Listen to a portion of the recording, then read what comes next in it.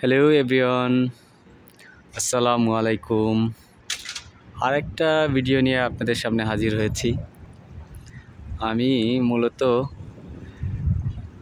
ডগাপিল সিটিতে এসেছি। এখানে আমার ইউনিভার্সিটি অবস্থিত, এখানেই আমি স্টাডি করি। তো কখনো বলা হয়নি আমি কি করি, যাই হোক আজকে বলে ফেললাম। তো মূলত আমি থাকি হচ্ছে ক্যাপিটাল সিটি রিগা, লাটভিয়া। তো এই সিটিটা আপনার অনেক দূরেই, ট্রেনে অলমোস্ট 3.5 ঘন্টার মতন সময় লেগে যায়। তো আমার প্রতিদিন ইউনিভার্সিটিতে আসতে হয় না। মূলত প্রফেসরদের সাথে কাজ থাকে, তো তাদের সাথে আমি কমিউনিকেট করি। আর যখন আমাকে ফিজিক্যালি আসতে হয় তখন আমি এখানে চলে আসি ট্রেনে করে, কারণ এখানে কোনো এয়ারপোর্ট নেই। সো বেশিক্ষণ টাইম লাগে না, 3.5 ঘন্টার মতন লাগে আর কি। তো আমার খুব প্রাণের একটা সিটি। এখানে আমি ইউনিভার্সিটি ডরমেটরিতে ছিলাম দীর্ঘ 6 থেকে 7 মাসের মতন আমি এখানে ইউনিভার্সিটি ডরমেটরিতে ছিলাম। তো তখন খুব উইন্টার ছিল, মানে খুবই প্রচণ্ড রকম ঠান্ডা ছিল ওই টাইমটায়। তো বরফের ভেতরে পুরা সিটিটা ঢাকা ছিল তখন। তো আমি তখন অনেক এনজয় করেছি এখানে। তো ওই দিক থেকে আর কি একটা ভালো লাগা। আরও একটা কারণ আছে এখানে, আপনার এই ডগাপিল সিটিটাকে বেশি ভালো লাগার আরও অনেক কারণ আছে। কারণ খুবই ছোট্ট একটা সিটি, মানুষজন একদমই কম, নাই বললেই চলে, এবং অফুরন্ত মানে প্রচুর জায়গা পড়ে আছে, খালি জায়গার কোনো অভাব নেই। যা যা দরকার একটা সিটিতে, যা যা থাকা দরকার তা কিন্তু সবই আছে এখানে। মানুষ কম থাকলেও আপনারা সব কিছুই পাবেন। আধুনিক জীবনযাপনের জন্য যা লাগে আর কি সবই পাবেন। তো এইটার একটা বৈশিষ্ট্য হচ্ছে, আমার কাছে যেটা বেশি ভালো লাগে সেটা হচ্ছে এখানে মানুষগুলো খুবই অ্যামেজিং, খুবই ভালো, খুবই পোলাইট, সবসময় হাসি দিয়ে কথা বলে। আর আরেকটা বিষয় হচ্ছে যে এখানে ক্রাইম রেট 0 বললেই চলে। এখানে কোনো ক্রাইম নেই, কোনো ক্রাইম হয় না। আপনি রাত বলেন, যখন মানে বলেন আর কি, যে সময়ই আপনি বলেন না কেন, খুব নির্দ্বিধায় আপনি একা চলাফেরা করতে পারবেন। ছেলে হোক মেয়ে হোক, ডাজন্ট ম্যাটার দ্যাট। তো এখানে ক্রাইম নাই বললেই চলে একদমই। যে জিনিসটা মানে একটা শান্তি, একটা টেনশন ফ্রি থাকা যায় যে আমার অনেক রাতে মুভ করা দরকার, আমি একা একা যাচ্ছি, কোনো ভয়ভীতি কাজ করে না। আপনার সাথে যত দামি জিনিস থাকুক না কেন, এটা কিছু ম্যাটার করে না। আরেকটা বিষয় হচ্ছে যে দেখেন, মানুষ নাই, রাস্তাঘাট খুব চওড়া। যখন সিগন্যাল পড়ে না, আপনার যখন গ্রিন সিগন্যাল পড়ে তখনই মানুষ যায়, ইচ্ছা করলেই কিন্তু ক্রস করতে পারে রোড, কিন্তু কেউ সেটা করে না। যত ব্যস্ততা থাকুক কখনোই সিগন্যাল ভায়োলেন্ট করে না। এটা আমি এখানে দেখিই নি, মানে খুব রেয়ার, এখানে কেউ সিগন্যাল ভায়োলেট করে না, যদিও প্রয়োজন পড়ে না। আরেকটা বিষয় হচ্ছে যে ইউরোপের আপনার অনেক শহরে যাওয়ার সৌভাগ্য হয়েছে। ইউরোপের বড় বড় শহরগুলোতে স্পেশালি গিয়েছি। তো সেখানে আমি একটা জিনিস যেটা দেখলাম, যে আপনি যত বড় শহর, যত বেশি মানুষ, শহরগুলা মানে উন্নত কান্ট্রি হলেও দেখা যাচ্ছে যে শহরগুলো খুবই নোংরা, অনেক ডার্টি থাকে। কিন্তু মজার বিষয় হচ্ছে যে এখানে আপনি কোনো মানে সারাদিন খুঁজেও কোনো নোংরা, মানে কোনো একটা কাগজ রাস্তার উপরে পাবেন না। এরা একটা কাগজের টুকরা রাস্তার উপরে ফেলে না, মানে এতটা নিট অ্যান্ড ক্লিন একটা সিটি। আমি একটা কি বলে একটা শপিং মলের সামনে আছি। তো এই জিনিসটা ভালো লাগে যে আপনি এখানে নিট অ্যান্ড ক্লিন একদম, মানে আপনাকে আপনার এনভায়রনমেন্ট যেরকম খুবই সুন্দর একটা এনভায়রনমেন্ট, লাইক কি বলে ওয়েদারটা চমৎকার, এখানে সামারটা খুবই চমৎকার। এখন মনে হয় 10 ডিগ্রি সেলসিয়াস তাপমাত্রা আছে মনে হয়, এরকম একটা। সকালে দেখেছিলাম এরকম 10-11 দেখেছিলাম। তো সানি একটা ডে, দেখেন ট্রামগুলো যাচ্ছে, মানুষজন নাই বললেই চলে। তো এখানে আপনি যদি বসবাস করেন, তো বসবাস করলে এখানে যে আপনি যে ওয়েদারটা পাবেন, ফ্রেশ ওয়েদার, আপনার শরীরটাকে সুস্থ রাখবে সব সময়। এই সিটিতে যদি আপনি বসবাস করেন, কোনো নোংরা নেই, প্রচুর গাছপালা, আপনি অনেক গাছ দেখতে পাবেন এখানে, ফ্রেশ ওয়েদার, শুধু অক্সিজেন নেবেন। আমি একটা মার্কেটের ভিতরে ঢুকলাম,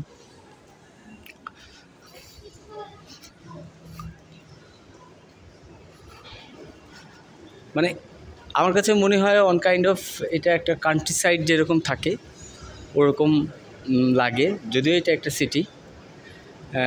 সবই পাবেন এখানে, কোনো কিছুর কমতি নেই। কিন্তু একটা মনের ভিতর প্রশ্ন জাগে যে এদের ইনকাম সোর্সটা কী? সিটিটা অনেক ছোট, তেমন কোনো আপনার ইন্ডাস্ট্রি দেখিনি, হয়তোবা সিটির বাইরে কিছু ইন্ডাস্ট্রি থাকতে পারে। খুব একটা শপিং মলও খুব একটা যে আছে তা না, হাতে গোনা কয়েকটা। তো এই জিনিসটা একটু অবাক লাগে যে এদের ইনকাম সোর্সটা কোথায়, এরা কী করে জীবন ধারণ করে এখানে। আর সিটিটা পুরাই সারাউন্ডেড বাই ফরেস্ট, আপনি যেদিকেই যাবেন দেখবেন যে ফরেস্ট আর ফরেস্ট, মানে প্রচুর গাছ এখানে।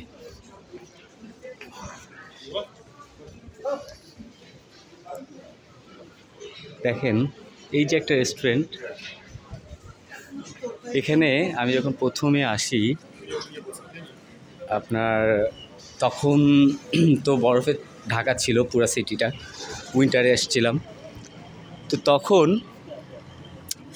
তো আমাকে কাজ করতে হবে, কাজ পেতে হবে, খুব ওরিড ছিলাম যে কখন আমি একটা কাজ পাবো।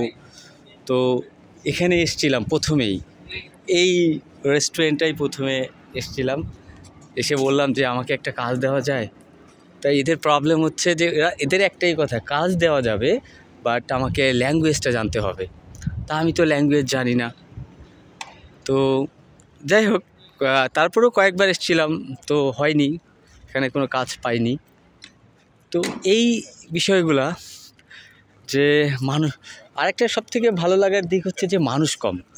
আপনার এখানে আপনি কোনো টং দোকান দেখবেন না, বখাটে ছেলেদের আড্ডা দেখবেন না রাস্তার মোড়ে মোড়ে। সো সবাই সবার কাজে ব্যস্ত। আমি জানি না এদের ব্যস্ততা এত কিসের, বাট সবাই সবার কাজে ব্যস্ত। এই জিনিসগুলাই আবার মাঝে মধ্যে প্রশ্ন জাগে যে এদের এন্টারটেইনমেন্টের কি ব্যাপার, এরা কিভাবে নিজেদের এন্টারটেইন করে থাকে, ওরাই ভালো জানে। যেমন আমরা যেরকম বাংলাদেশে আমরা যখন থাকি, আমাদের যে অবসর টাইমটা থাকে, আমরা বাইরে চলে আসি, ফ্রেন্ডদের সাথে আড্ডা মারি, হ্যাঁ, টং দোকানে বসে অনেক গসিপিং করি, এদিকে যাই ওদিকে যাই। এখানের মানুষগুলো এন্টারটেইনমেন্ট কী সেটা আমি জানি না আসলে, দেখি শুধু যে রেস্টুরেন্টের ভিতরে থাকে, সেটা উইন্টার হোক আর সামার হোক। তো মানে এমন হয় না যে ইয়াং এজের যারা আছেন তারা 5-7 জন মিলে রাস্তার মোড়ে আড্ডা মারছে, এরকম খুবই রেয়ার, এরকম দেখা যায় না। হ্যাঁ, এই আরেকটা সুপার শপ, এই যে এখান থেকে আমি প্রায় যখন ছিলাম এখান থেকে আমি প্রায় গ্রোসারি আইটেমগুলা সব কিছুই পাওয়া যায় ইনফ্যাক্ট এখান থেকে কিনতাম। আর যে মার্কেটে একটু আগে ছিলাম ওখান থেকেও কিনতাম। এর পাশেই আমার ডরমিটরি ছিল, আমি দেখাবো, কারণ হচ্ছে মিস করি ডরমিটরিটা। আমি ওখানে ছিলাম, আমি একটা সিঙ্গেল রুমে ছিলাম, একাই। আমার রুমে আমি শেয়ার করতাম না, আমি সিঙ্গেল রুমে ছিলাম। খুব সুন্দর এনভায়রনমেন্ট ছিল, অত্যাধুনিক ছিল, সব কিছুই ছিল। অন্য রুমগুলোতে অনেকেই শেয়ার করে থাকতো, বাট আমি একাই থাকতাম। তো আমি আমার ডরমিটরি লাইফটা অনেক মিস করি। ওই যে সামনে যে বিল্ডিংটা দেখা যাচ্ছে যে অ্যাশ কালারের, ওটা ছিল আমার ডরমিটরি, ইউনিভার্সিটির ডরমিটরি। ওর আশেপাশে অনেক ডরমিটরি আছে, আমাদের প্রায় 8টা থেকে 10টার মতন বিশাল বিশাল ডরমিটরি আছে।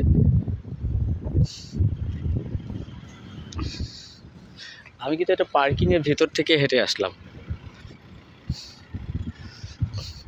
আজকে মূলত এসছি ইমিগ্রেশন এর ডকুমেন্টেশনের জন্য এখানে এসছি। তো কাজ শেষ আলহামদুলিল্লাহ।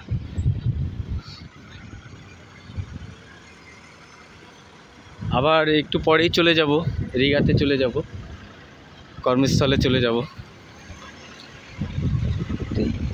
এইটাই আর কি, এখানে আপনি খুব সুন্দর একটা লাইফ পাবেন, গোছানো লাইফ আর কি, খুবই নির্ভেজাল একটা লাইফ, গোছানো একটা লাইফ পাবেন, যেটা আমাকে খুব টানে। যেটা আমি অনেক বড় বড় সিটিতে গিয়েছি, ওগুলা হয়তোবা অনেক, আপনি ওখানে অনেক এন্টারটেইনমেন্টের সুযোগ আছে কিংবা অনেক কিছু পাবেন, বাট আমার কাছে ক্রাউড ভালো লাগে না, আমার কাছে এরকম নিরিবিলি ভালো লাগে। হ্যাঁ, তো আপনাদের নেক্সট ভিডিওতে দেখাবো, নেক্সট ভিডিওতে প্যারিসে যাব, তখন আপনাদের আবার ক্রাউডটা দেখাবো। এর আগের বার যখন প্যারিসে গিয়েছিলাম তখন আর ওরকম খুব একটা ভিডিও টিডিও করিনি। তো এবারকার ইচ্ছা আছে অনেক কিছু করার। সামনেই আমার ডরমিটরি,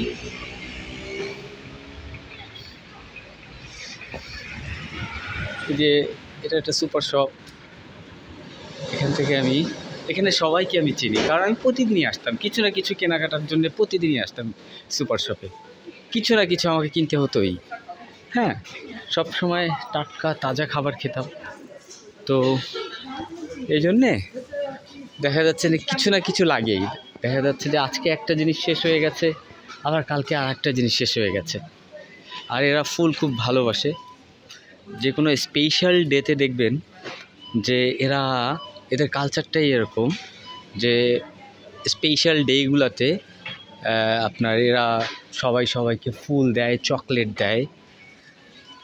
তো স্পেশালি উইমেন্স ডেতে যদি আপনি এখানে থাকেন, দেখবেন রাস্তার পাশে আপনার ফুলের, এটা টেম্পোরারি, আপনার সিজনাল, তো ফুলের দোকান দেখবেন যে বসে গেছে, সবাই অনেকেই ফুল বিক্রি করছে ওই দিনকার, এবং পুরা সিটি ফুলে একদম ফুলে ফুলে ভরে যায়। এই জিনিসটা খুব ভালো লাগে। আর একটা মজার ব্যাপার আছে যে আমি যখন ইউনিভার্সিটিতে যাই কোনো কাজে কিংবা আমার স্টাডি পারপাসে, কিংবা আমার যখন ক্লাস নিতে হয়, MBA এর ক্লাস নিই, যখন মাস্টার্স ব্যাচেলরের ক্লাস নিতে হয় মাঝে মধ্যে, তখন কিংবা আমার নিজের ক্লাস থাকে, নিজের কোনো সেমিনার থাকে কিংবা ইন্টারন্যাশনাল কনফারেন্স থাকে, তখন যেতে হয়।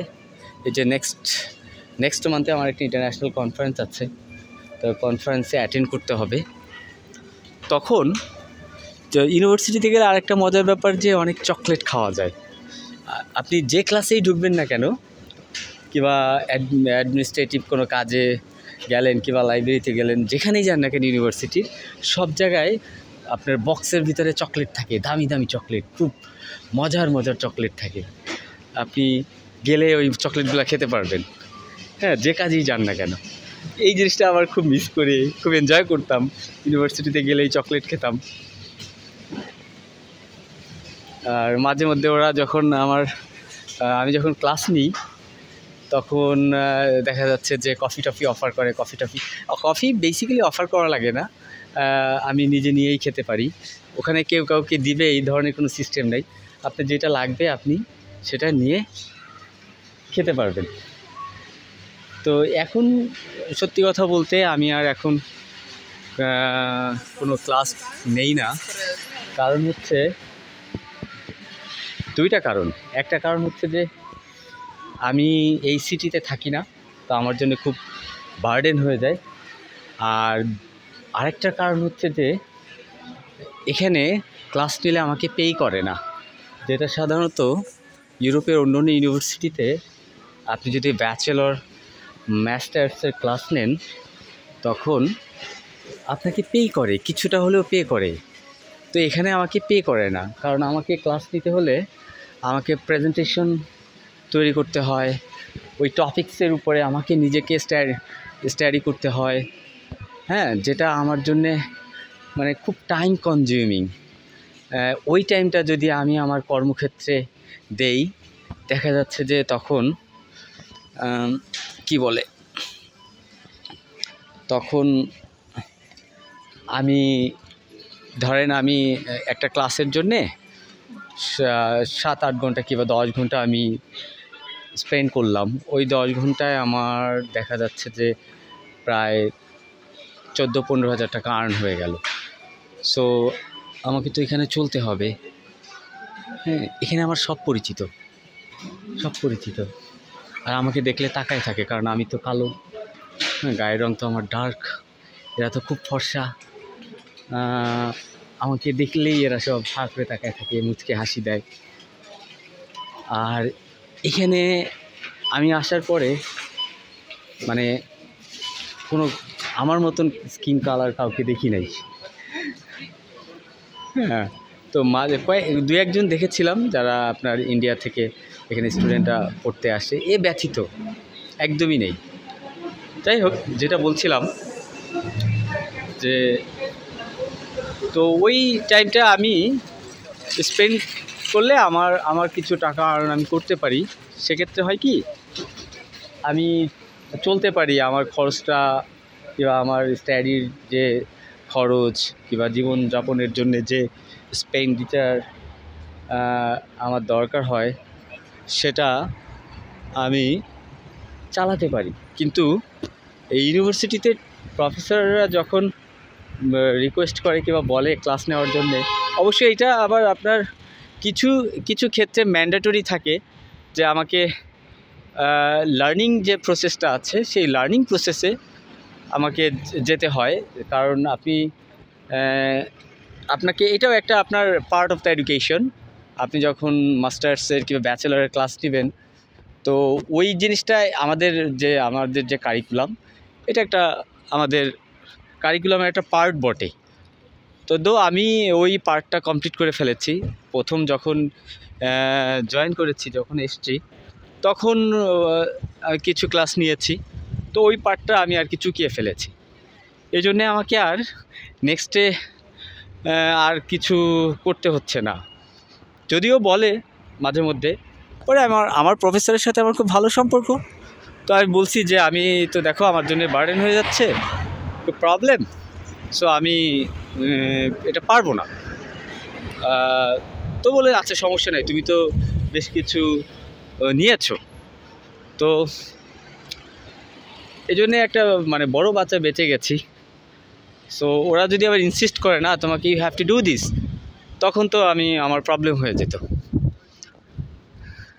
আরেকটা বিষয় হচ্ছে যে এখানে আমি যখন রাস্তা পার হই, যেখানে কোনো সিগন্যাল নেই, তো সিগন্যাল না থাকা মানে হচ্ছে যে আপনি যখন রাস্তাটা পার হবেন, হ্যাঁ, যারা পথচারী তাদের জন্য হচ্ছে অগ্রাধিকার। একটা গাড়ি এসে সে যত স্পিডেই থাকুক না কেন, গাড়ি এসে থেমে যাবে, আপনি আগে যাবেন, তারপরে গাড়ি যাবে। তো যখন আমি প্রথমে এখানে আসি তখন তো বুঝতাম না। তো আমি দেখছি যে গাড়ি আসছে, তা গাড়িটা ক্রস করলে দেন আমি রাস্তাটা ক্রস করব। তো সেক্ষেত্রে হয় কি, তো আমি দাঁড়িয়ে থাকি, ওরাও দাঁড়িয়ে থাকে। পরে ওরা যখন বিরক্ত হয়ে যায় আমাকে ইশারা করে যে তুমি আগে যাও। তো আমি আবার বলি না তুমি যাও। আমার ভিতরে একটা যে ধরেন একটা থাকে না, একটা ভদ্রতা, না আমি আগে ওকে যেতে দিই, তাই না? তো ওরা বলে না তুমি আগে যাও। তা আমি আবার দেখা যাচ্ছে যে দুই একবার বললে ওরা আবার রাগ হয়ে যায়, বলে না তুমি আগে যাও। পরে বুঝলাম যে এটার নিয়ম হচ্ছে যে ওরা যাবে না, আমাকেই যেতে হবে। হয়তো বা ওদের এখানে কোনো জরিমানা ফাইন টাইন হতে পারে, সামহাউ সিসিটিভি থাকতে পারে, হোয়াটএভার, কিংবা ওদের এটা রুলস যে আমাকে আগে যেতেই দিতে হবে, তারপরে ওরা যাবে।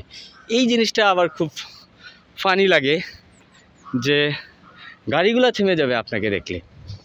বাংলাদেশের মতো না যে আগে আমি যাই এই বিষয়টা এখানে নাই।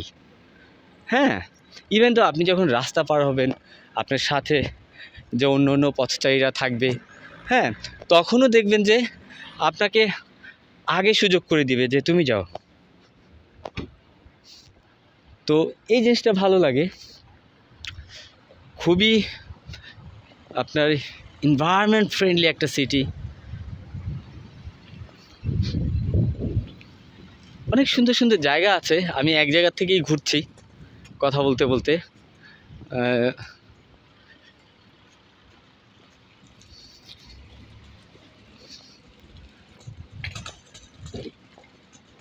তো আমি এখানে এসে তখন একটা মনে আছে আমার, উইমেন্স ডেতে আমি আমার ইউনিভার্সিটির যে অ্যাডমিনিস্ট্রেটিভ ম্যাডামরা ছিল, কিংবা আমার প্রফেসর আছেন, কিংবা অন্য অন্য যে কলিগরা আছে, হ্যাঁ, তো ওই কলিগদের আমি বুঝলাম যে এটা এরা খুব মেনটেন করে।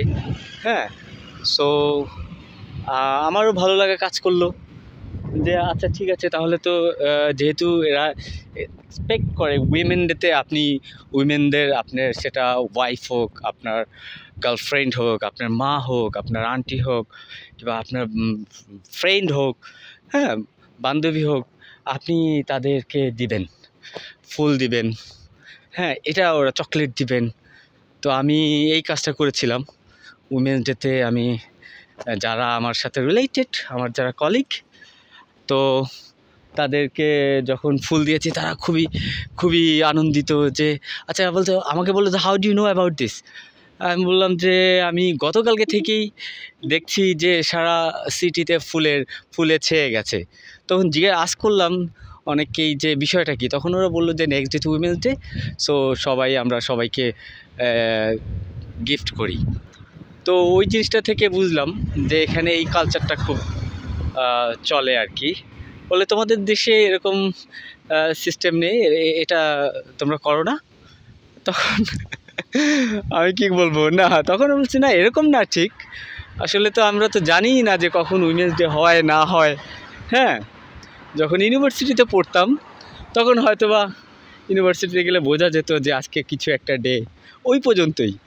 বাট এই জিনিসগুলা এখানে তখন শেয়ার করলাম আর কি। তখন ওরা খুব উদ্বেলিত, খুব আনন্দিত যে হ্যাঁ, যে মানে আসলে কি, আপনি যেখানেই যাবেন না কেন, আপনি আপনার কান্ট্রিকে রিপ্রেজেন্ট করবেন, আপনার নেচার, আপনার বিহেভিয়ার, হ্যাঁ, আপনার পোলাইটনেস, হ্যাঁ, আপনি কীরকম হাম্বেল, সেটার উপরে ডিপেন্ড করে যে আদার নেশনস আপনাকে কিভাবে নিচ্ছে। আরেকটা বিষয় হচ্ছে যে অলওয়েজ স্মাইলিং ফেস, যেটা আমাদের, আপনি দেখবেন কেন এই কথাটা বললাম,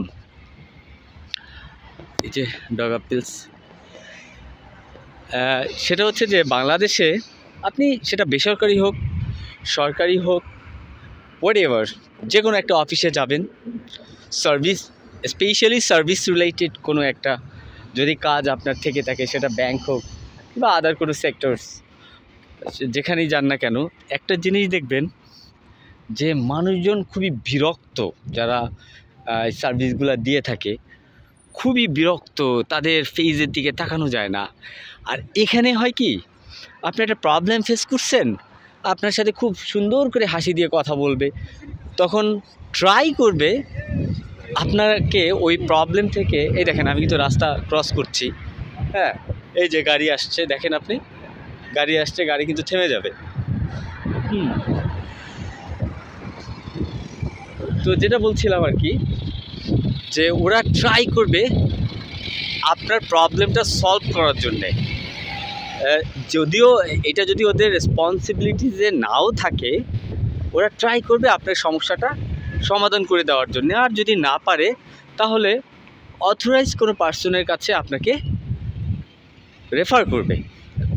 তো এই জিনিসটা খুবই ভালো লাগে যে ওরা জিনিসগুলো বোঝে যে এই জিনিসটা আমার দরকার, এই জিনিসটা আমার করতে হবে, ওইটাকে ওরা খুব সুন্দরভাবে ডিল করে এবং কোঅপারেট করে স্মাইলিং একটা ফেজে। আর বাংলাদেশে আপনি যখন কিছু নিতে যাবেন, কিছু করতে যাবেন, তখন দেখবেন যে আপনার সাথে তর্ক হচ্ছে। অফিসের ওই যারা স্টাফগুলো আছে, স্টাফরা থাকে, তাদের সাথে আপনার বাকবিতণ্ডটা হচ্ছে। আপনি তাদের সাথে রাগ করছেন, তারা আপনার সাথে রাগ করছে, কিংবা আপনাকে কাজটা প্রপারলি করে দিচ্ছে না। এই প্রবলেমগুলো আপনাকে ফেস করতে হয়, আমাকেও ফেস করতে হয়েছে। বাট এইখানে এরকম না, সবাই হাসি খুশি। আর যদিও এই কান্ট্রিটা যে কয়টা পৃথিবীর ভিতরে মানে শান্তিপ্রিয় দেশগুলো আছে, তো উপরের দিকেই আর কি। আই মিন 1 থেকে 20-এর ভিতরে আপনি পাবেন এই কান্ট্রিটাকে। সো এখানে একটা বিবলিওটিকা আছে, আই মিন লাইব্রেরি।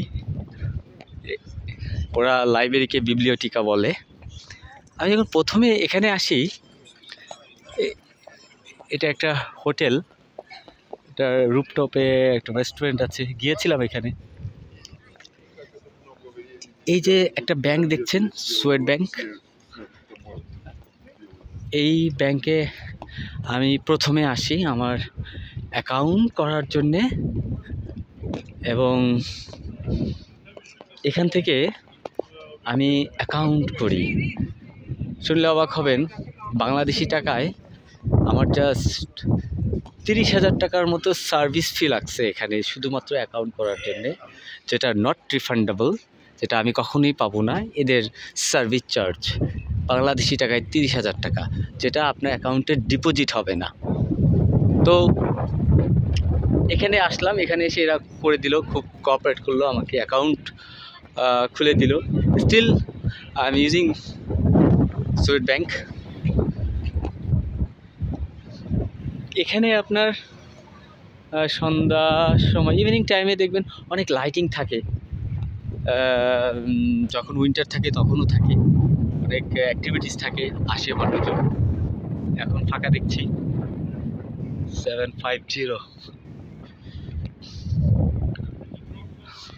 আসলে ক্ষমা করবেন, আমি আসলে এভাবে কথা বলে অভ্যস্ত না। আমি জানি না আসলে কিভাবে ব্লগ করতে হয়, কিভাবে ভিডিও করতে হয়, কিভাবে কথা বলতে হয়।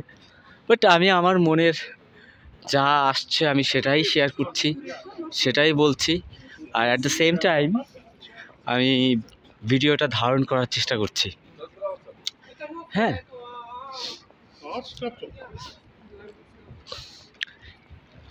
এই বিল্ডিংয়ে এসেছিলাম, একটা প্রোগ্রাম ছিল, একটা বিশাল বড় একটা প্রোগ্রাম ছিল। হ্যাঁ, অনেক কালচারাল একটা প্রোগ্রাম ছিল, ডিনার ছিল, তারপরে গানা বাজনা সব কিছু ছিল। এখানে এসেছিলাম, কিন্তু মজার ব্যাপার কি জানেন, ডিনারটা আমি না করেই, একটা গালা নাইটের মতন ছিল আর কি, ডিনারটা না করেই চলে আসছি। কারণ আমার ভিতরে একটা ভয় কাজ করেছিল যে এরা কি খায় না খায়, এটা কি হালাল না হারাম।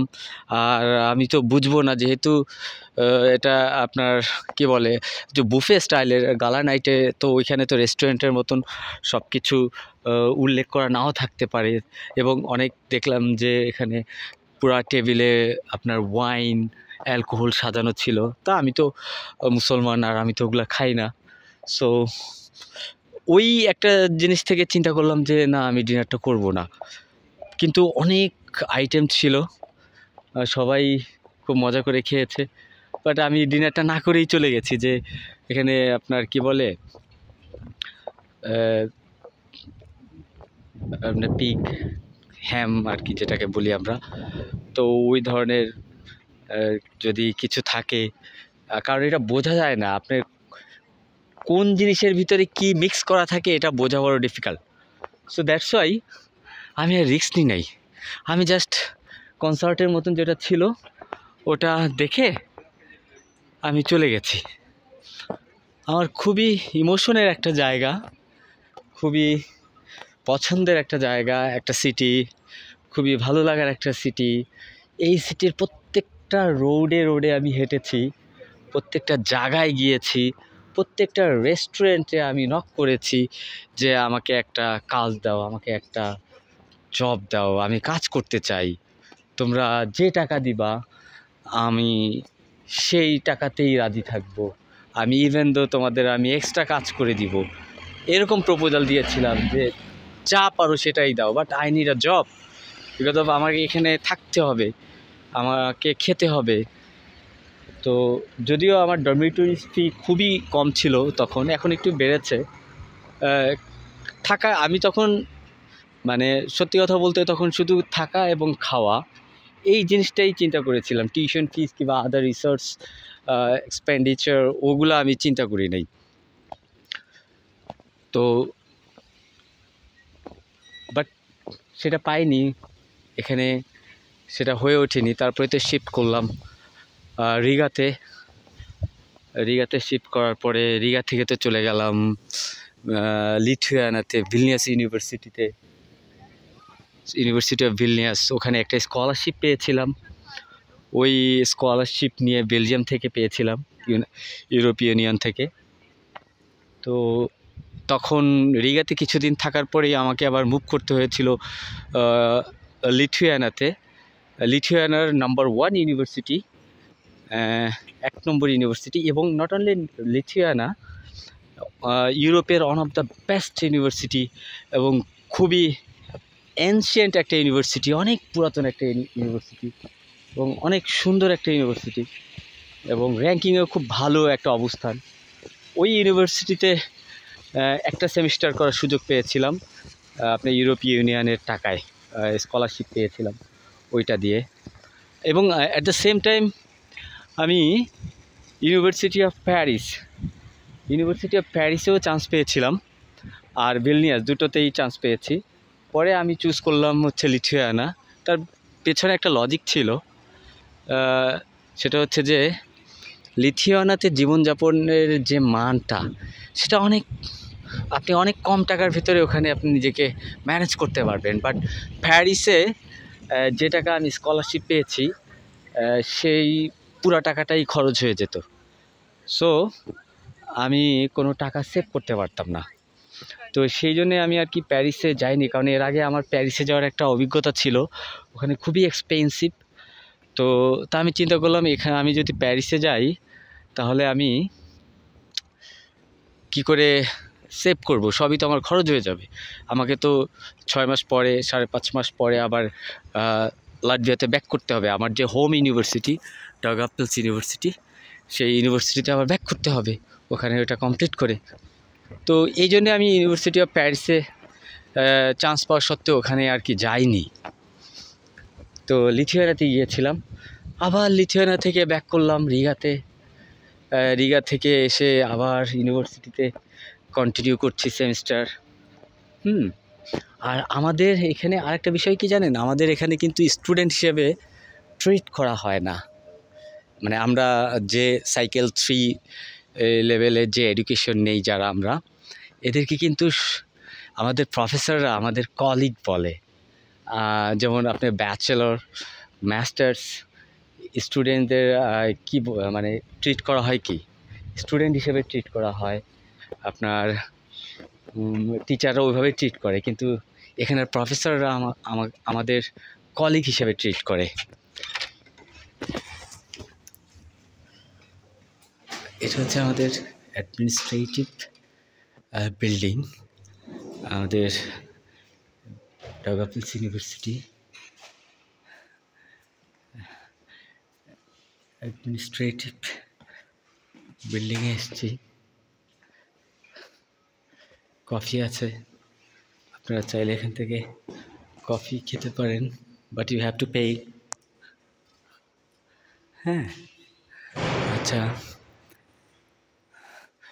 তা আশা করি সবাই ভালো থাকবেন।